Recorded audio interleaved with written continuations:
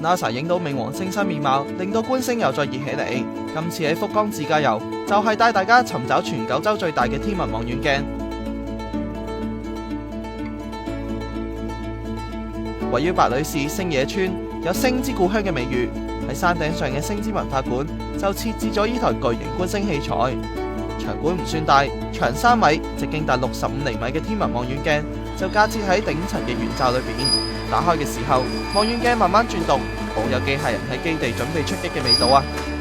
雖然因為天雨關係，嗰日睇唔到咩星體，但喺天氣良好嘅時候，可以觀望遠到金星同土星。星野村距離福岡市大約120公里，車程大約2個鐘。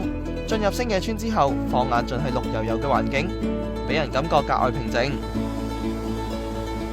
場館裏邊仲有類似香港太空館嘅天象廳，播放好多有趣嘅星宿同天文現象，仲有唔少同星空有關嘅精品售賣。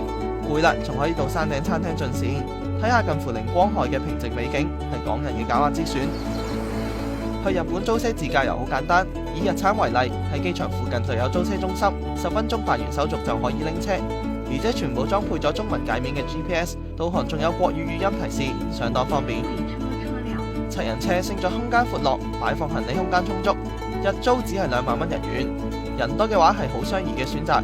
只係日本好多公路都收取路費，最好呢都係準備多啲現金啦。